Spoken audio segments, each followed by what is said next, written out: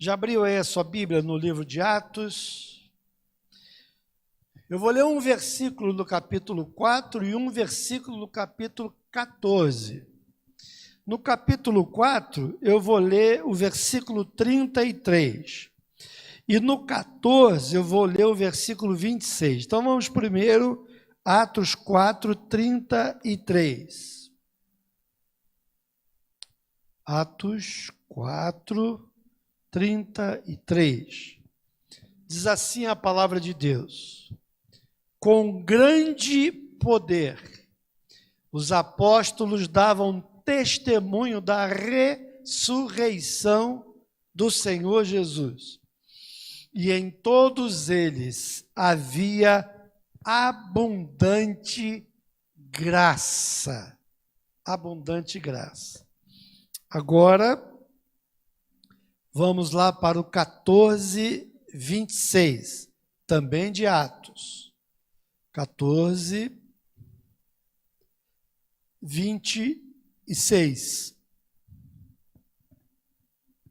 Diz assim: e dali navegaram para Antioquia, onde tinham sido recomendados a graça de Deus para a obra que haviam já cumprido.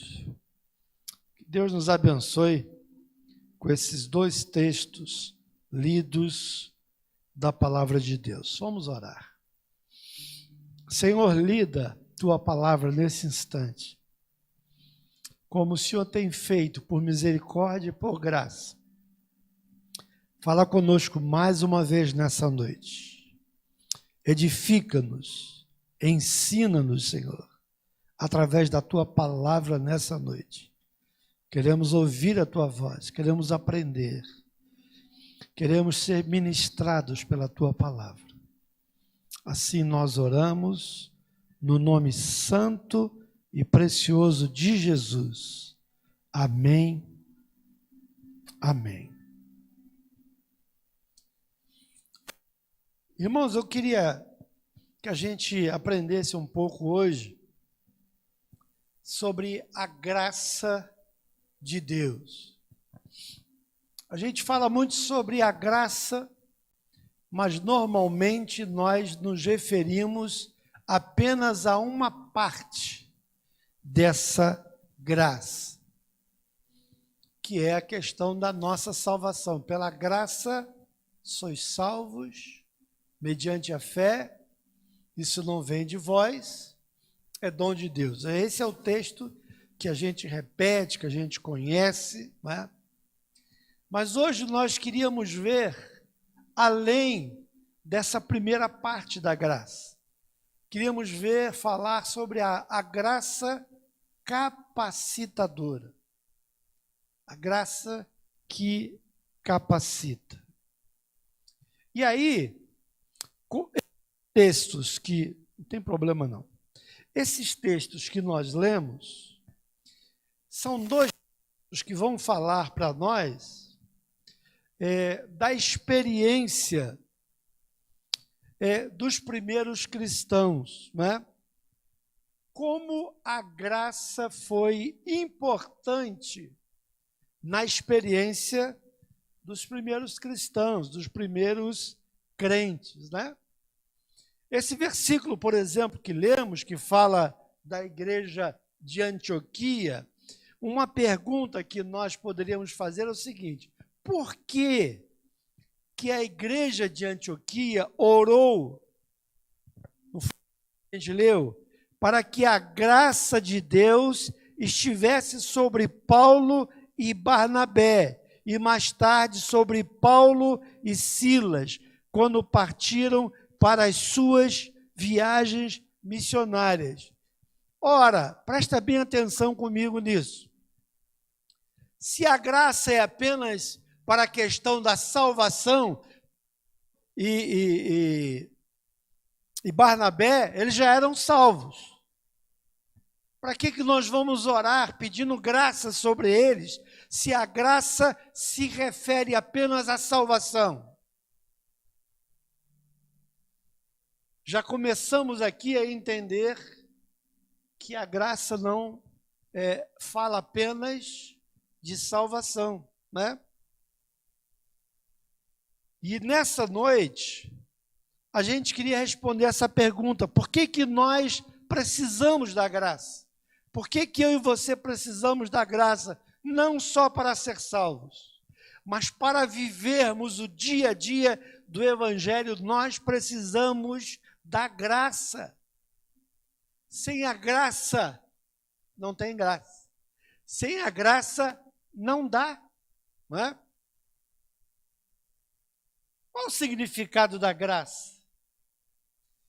Se a gente perguntar até uma criança aqui da nossa igreja, eu creio que ela vai dizer: ah, pastor, graça é favor imerecido de Deus. É a primeira descrição que a gente vê sobre a questão da graça, né? Em outras palavras, significa que eu e você, embora sejamos pecadores, merecedores do julgamento de inferno, de morte, Deus olhou para mim e para você com amor, com misericórdia, com graça, e nos perdoou. Então, esse é o primeiro aspecto da graça, ou seja, a metade do significado de graça. Né? Mas eu queria ver um outro texto com vocês, porque, como eu disse ainda há pouco, a graça também significa o poder de capacitação de Deus para a minha vida e para a sua vida.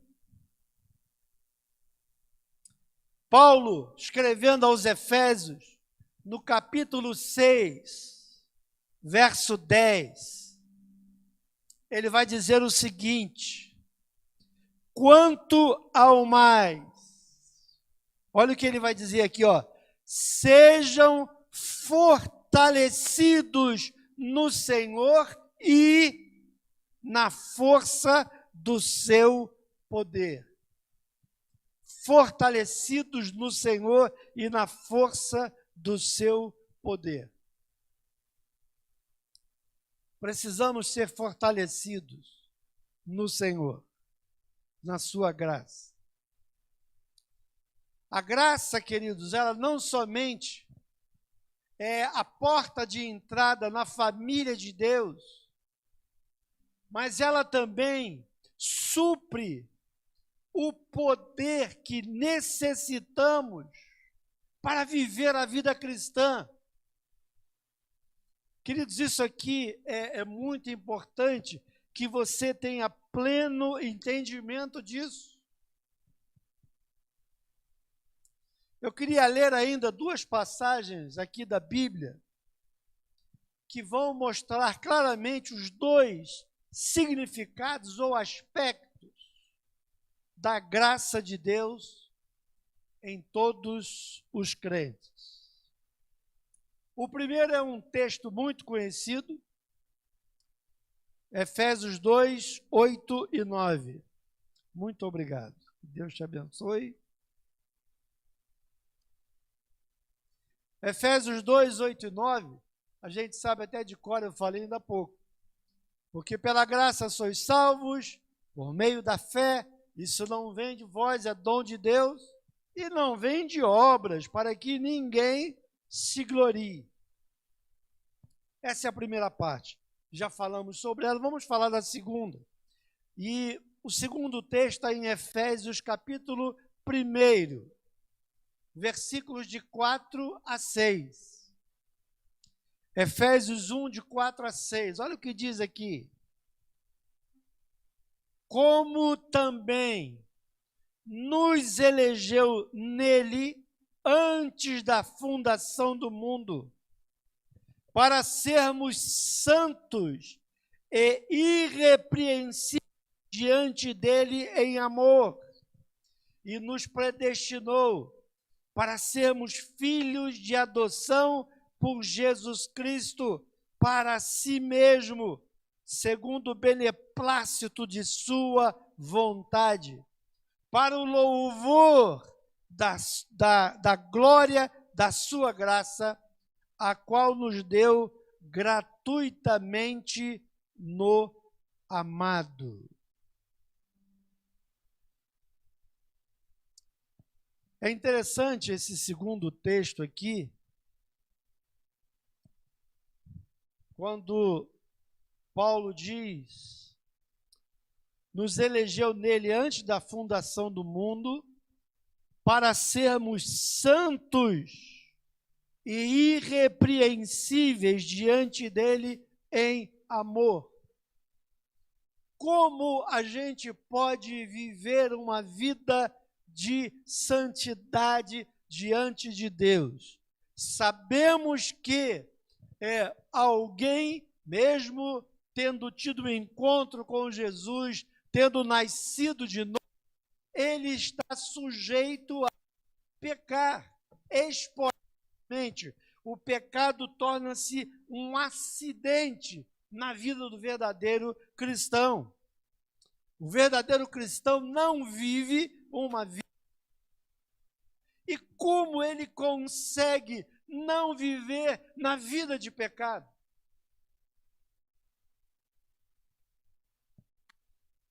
Há muitas pessoas incrédulas, os ímpios, que estão lá fora no mundo, eles olham para nós e dizem: eu não sei se vocês conseguem viver assim. Eu não consigo. Eu até queria, mas não consigo resistir o que esse mundo oferece. Mas não consegue mesmo. Por que não conseguem? Porque eles não têm sobre ele a ação da graça e da misericórdia agindo sobre as suas vidas. Eu e você não somos melhores do que os ímpios lá fora, que vivem uma vida totalmente de pecado. Sabe qual é a diferença? É porque há dentro de nós o Espírito Santo de Deus, que por graça e misericórdia nos fortalece para que possamos resistir às tentações. Não fora isso, nós seríamos como as pessoas do mundo. E essa é uma capacitação que Deus nos dá.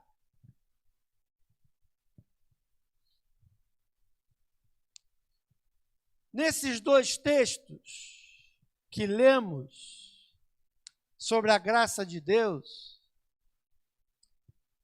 que fala que além de nós não merecermos nada de Deus e recebemos perdão, também vemos aqui o poder de Deus que transforma você numa pessoa santa, irrepreensível diante dele em amor. Aquele verso muito conhecido, aquele texto muito conhecido de 2 Coríntios 5,17.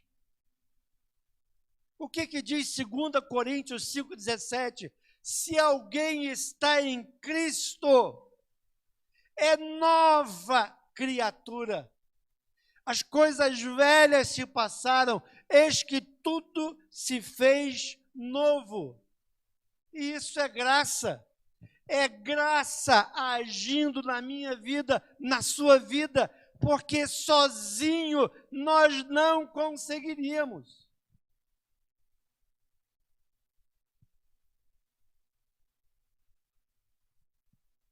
E o bom disso, queridos, é que esse poder de resistir ao pecado é dado sem nenhum mérito de nossa parte.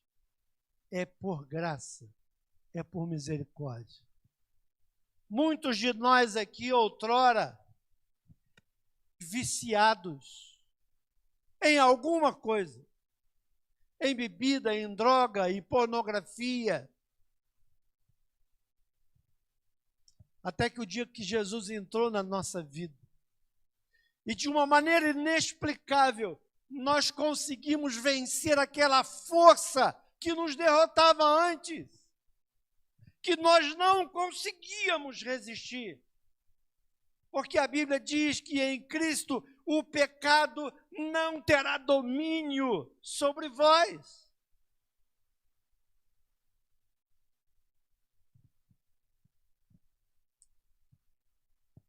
Além da graça ser salvadora, ela é uma graça que nos mantém, que faz com que nós possamos suportar as tentações. E não confundam, eu já disse isso aqui, eu vou repetir para ficar bem claro. Então, pastor, o crente nunca mais peca? Eu não falei isso. Pecado na vida do crente torna-se um acidente. Não é algo constante. Se alguém vive uma vida de pecado diariamente, não foi liberto, não é crente. Se alguém ainda está escravizado no vício, seja ele qual for, não foi ainda liberto. Mas eu não consigo. Consegue. Pelo poder em Cristo Jesus, pela graça, pela operação do Espírito Santo, nós conseguimos vencer o pecado.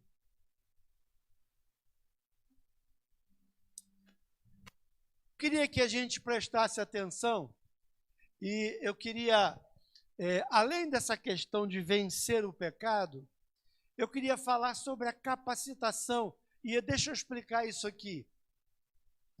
Por exemplo, hoje, daqui a pouco, nós vamos dar posse às novas diretorias, não é? As novas lideranças de 2022. Normalmente, nessa época, e você que é membro da igreja sabe disso, lembra disso. Pastor, eu não posso. Pastor, eu não consigo. Pastor, eu não vou dar. Quem sou eu, pastor? Não, comigo não dá. Eu não vou conseguir não, pastor. O tempo, eu não tenho capacidade. E eu queria falar dessa capacitação agora, olhando alguns exemplos dos nossos heróis da fé. Quando a gente olha para a galeria dos heróis da fé, todos eles começaram seu caminhar com Deus, ciente das suas fraquezas, incapacidades e pecados. Já viu todo mundo que Deus chamava? Não, eu não, Senhor. Eu sou o menorzinho da minha casa.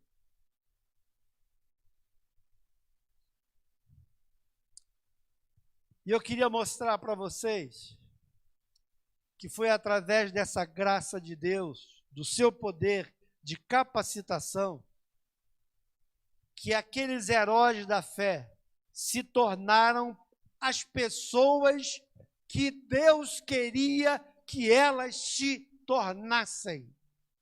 Sabe uma oração que eu faço todo dia quando eu estou orando? Senhor, que os teus planos, projetos que o Senhor tem para a minha vida se cumpram. Essa é uma oração constante, porque eu sei que Deus tem o melhor para mim. Muitas vezes eu acho que algumas coisas que Deus mostra para mim, eu acho que não é o melhor. Mas entre eu e Deus, entre você e Deus, quem você acha que está certo? Você tem dúvida? Eu também não.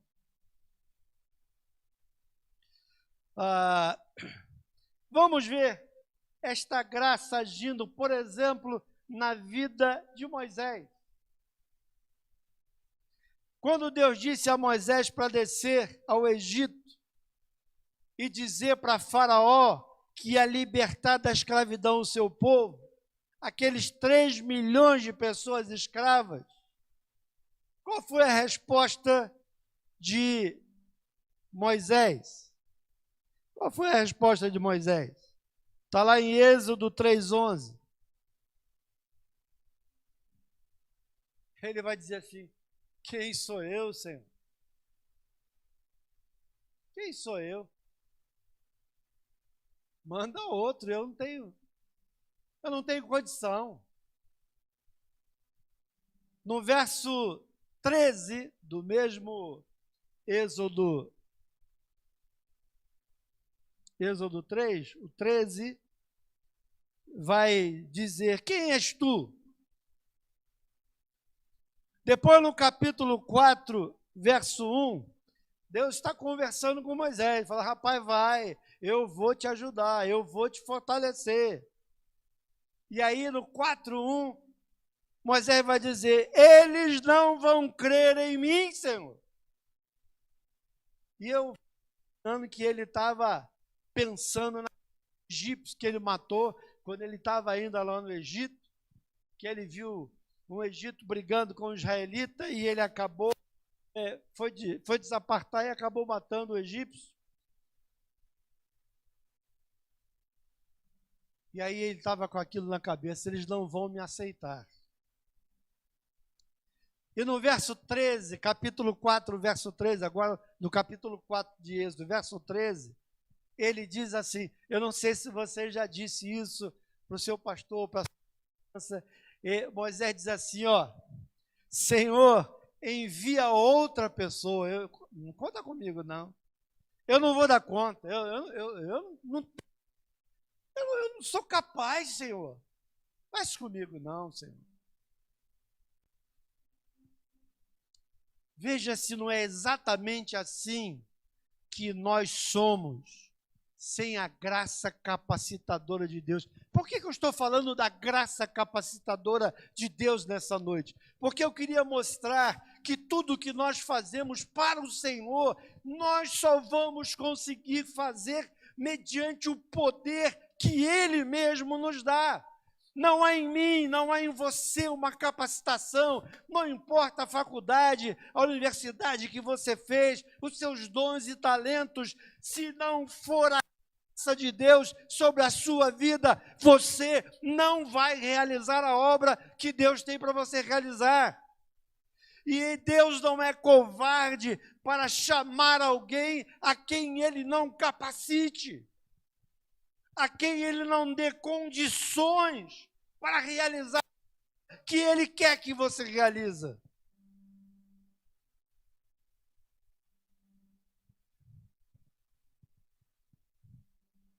Depois de teimar muito com Deus, por causa da graça capacitadora de Deus, Moisés desceu de fato ao Egito e com sinais e maravilhas tirou o povo da garra de Faraó. Aquele que dizia: quem sou eu? Quem és tu, Senhor? Eles não crerão em mim. Senhor, manda outro. Foi considerado um dos maiores líderes que Israel teve, porque Deus o capacitou. A capacitação dele veio do Senhor.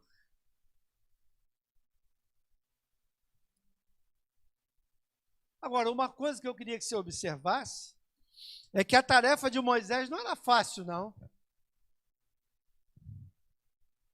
Não era uma tarefa fácil. Encarar o faraó, não é?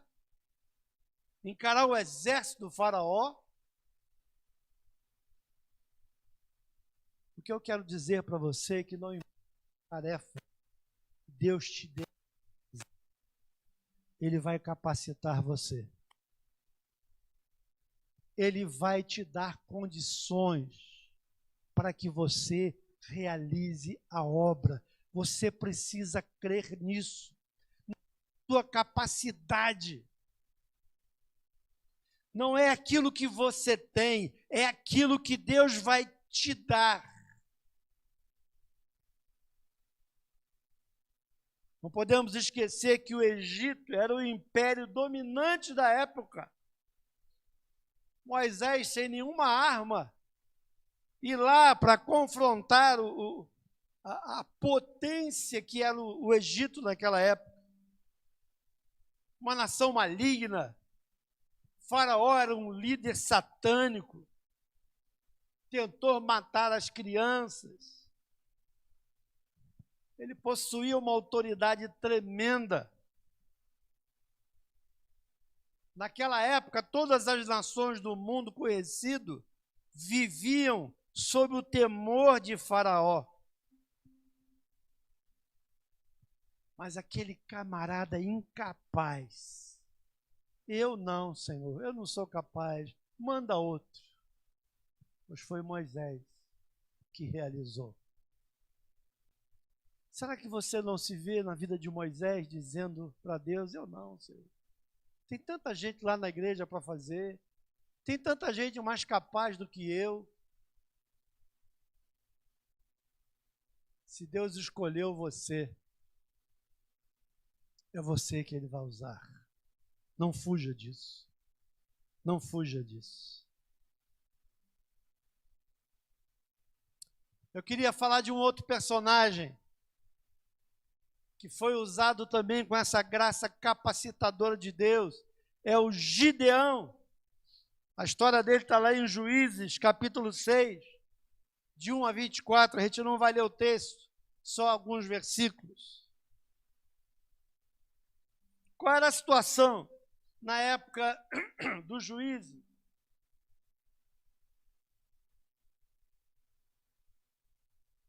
O povo de Israel já estava 7 anos no cativeiro, sendo dominado.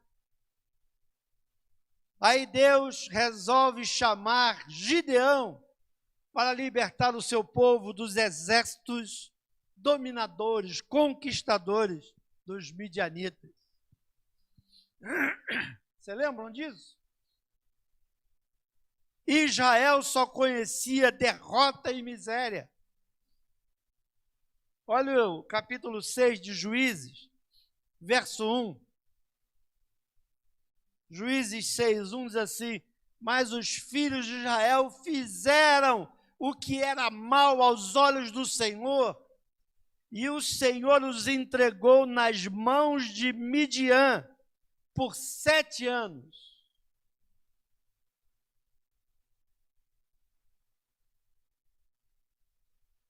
Sete anos eles foram escravos.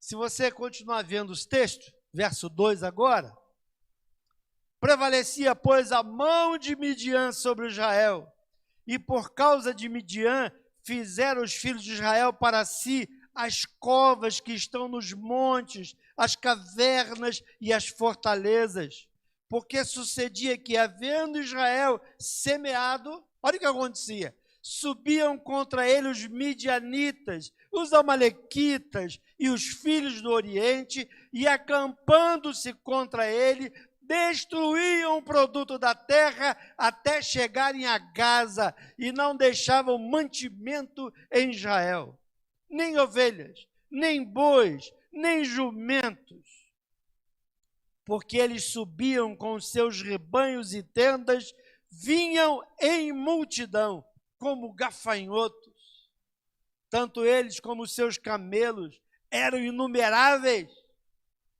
e entravam na terra para a destruir. Verso 6.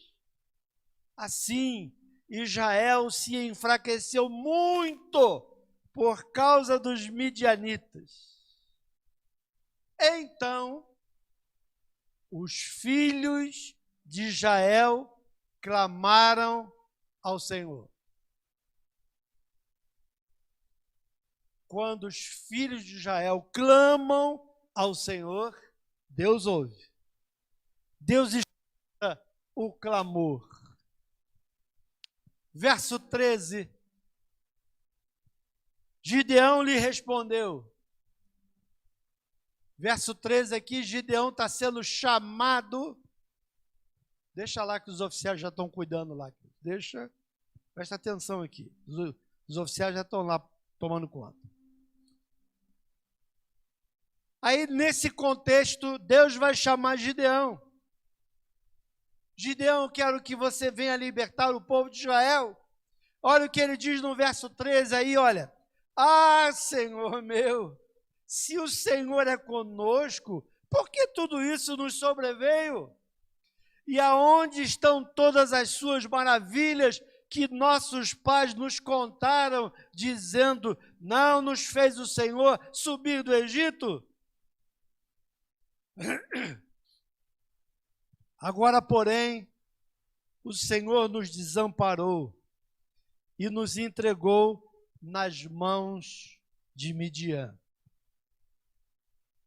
Vejam, queridos, que até mesmo quando Deus encorajou a Gideão e prometeu estar com ele, ele respondeu: como posso salvar Israel? Gideão diz: mas Senhor, eu salvar Israel? Eu sou o menor membro da minha tribo. Eu sou um vermezinho de Jacó. Não é assim que você às vezes diz para Deus: mas eu, Senhor, tem condição não. O Senhor sabe que tem muito mais gente capaz que eu. Não pede isso para mim não, Senhor. Mas o que fez Gideão vitorioso? A gente conhece a história. A gente sabe que Gideão foi bem sucedido no seu chamado, não é? A Bíblia diz que ele lutou apenas com 300 homens. E olha que o exército era de milhares de homens. Apenas 300 homens. Agora, gente, diz para mim aqui, presta atenção, raciocina comigo. Aqui existem nações com camelos, com cavalos, que invadiam Israel, levavam tudo, roubavam a colheita. Um homem simples, chamado Gideão, que vivia plantando, um homem da agricultura simples. Deus diz assim: olha, você vai guerra com apenas 300 homens. E a gente sabe que ele venceu.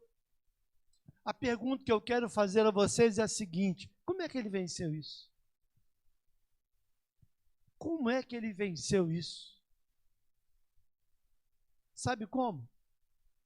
Da mesma maneira que você vai vencer os desafios que Deus colocar nas suas mãos, se você nele confiar. Se você não duvida de que Deus pode, se Ele chamou, Ele capacita. Queridos, foi a graça capacitadora de Deus que fez a diferença para que Gideão tivesse vitória. Agora, eu queria dar o último exemplo, e agora já no Novo Testamento. A graça de Deus na vida do apóstolo Paulo. Vimos dois personagens do Antigo Testamento, agora eu queria ver um do Novo Testamento. 2 Coríntios capítulo 11.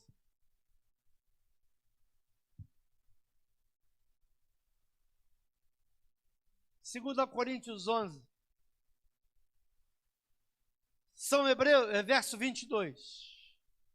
São hebreus também eu. São israelitas também eu. São descendência de Abraão também eu. São ministros de Cristo, falo como fora de mim, ou ainda mais, em trabalhos muito mais, em prisões muito mais, em açoites sem medida, em perigo de morte muitas vezes. Dos judeus 5 vezes recebi 40 açoites menos 1. 3 vezes fui açoitado com varas. Uma vez fui apedrejado, 3 vezes sofri naufrágio, uma noite e um dia passei no abismo, em viagens muitas vezes, em perigo de rios, em perigo de salteadores, em perigo dos da minha raça, em perigo dos gentios, em perigo na cidade, em perigos no deserto, em perigos no mar, em perigos entre falsos irmãos, em trabalhos e fadigas, em vigílias muitas vezes, em fome e sede, em jejuns, muitas vezes, em frio e nudez. Além dessas coisas exteriores, há o que diariamente pesa sobre mim, o cuidado de todas as igrejas. Quem enfraquece, que eu também não enfraqueça. Quem se escandaliza que eu não me abrase? Se é preciso gloriar-me, gloriar-me-ei no que diz respeito à minha fraqueza. O Deus e Pai do Senhor Jesus, que é eternamente bendito, sabe que não minto. Em Damasco, o que governava sobre o rei Aretas, guardava a cidade dos damascenos para me prender. Mas por uma janela desceram-me num cesto, muralha abaixo, e assim escapei das suas mãos. Olha a vida de Paulo. Querido, quando Paulo coloca a vida dele em primeiro lugar, olha o que vai lhe acontecer. Várias prisões, açoites sem medidas. Uma das coisas que às vezes a gente pensa, por que eu estou passando pelo que eu estou passando? Então Deus não está comigo. Se Deus diz que vai me dar vitória, por que eu estou passando por essas lutas, por essas dificuldades? Presta atenção nisso. Olha o que vai acontecer com Paulo.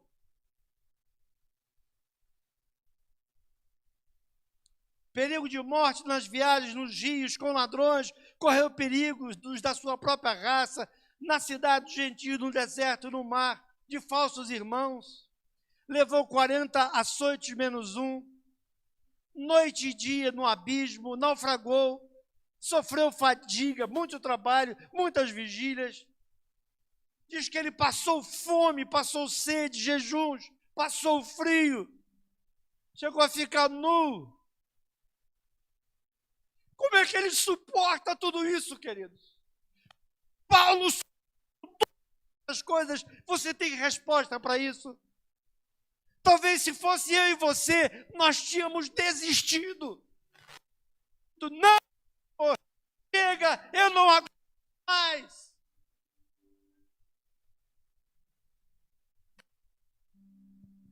Quem suportaria tudo isso sem a graça de Deus? Sem a graça capacitadora de Deus. Paulo, quando ele apanhou, levando mais de 72 açoites, chicoteadas, foi apedrejado. Ele não tinha o plano de saúde que eu tenho para ser tratado. Ele não ficou no hospital lá da Santa Casa. Ele não tinha quem cuidasse dele na velhice. Ele sequer tinha a aposentadoria que eu tenho, talvez alguns aqui já tenham. Quem cuidou dele, queridos? Quem cuidou de Paulo? Quem foi responsável pela sua aposentadoria? Filipenses 4,19. Olha que texto lindo. Filipenses 4,19, ele diz o seguinte: o meu Deus, segundo a sua riqueza, haverá de suprir cada uma das nossas necessidades.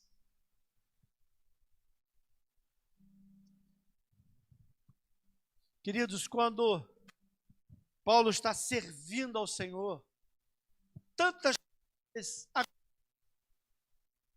que nós poderíamos chamar de ruins, mas Paulo sabia em quem ele tinha crido, em quem ele estava crendo, sabia que era poderoso para guardá-lo até o dia de Cristo Jesus. Quem suportaria tanto sofrimento sem a graça capacitadora de Deus?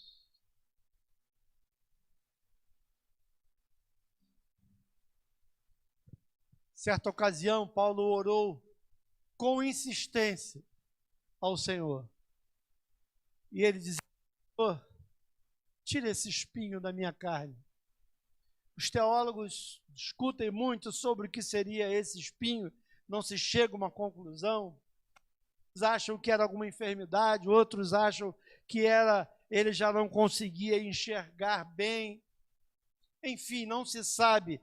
Só se sabe que o texto diz que era mensageiro de Satanás para esbofeteá-lo. Você já pensou o que é Satanás esbofeteando você, atacando você, e você servindo ao Senhor?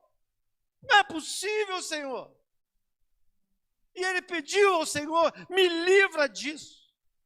A resposta de Deus: Paulo, a minha graça te basta.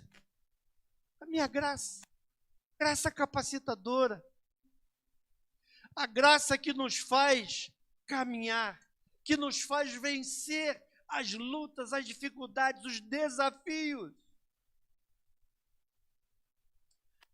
Sabemos as lutas, as dificuldades, os desafios que virão em 2022, mas eu posso garantir a vocês uma coisa, em nome de Jesus: não vai nos faltar a graça de Deus sobre a minha vida e sobre a tua vida em 2022.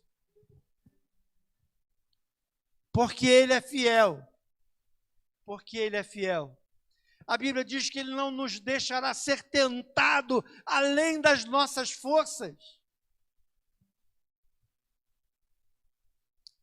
Paulo diz que o poder de Deus se aperfeiçoa na nossa fraqueza.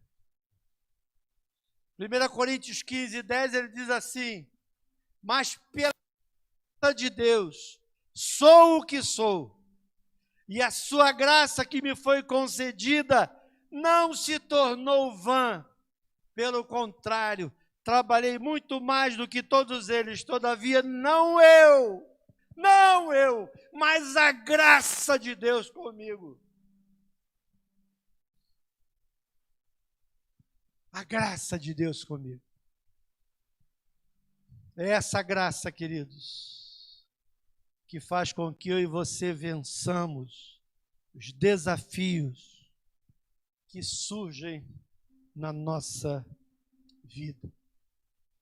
Nessa noite, peça a Deus que derrame dessa graça sobre você.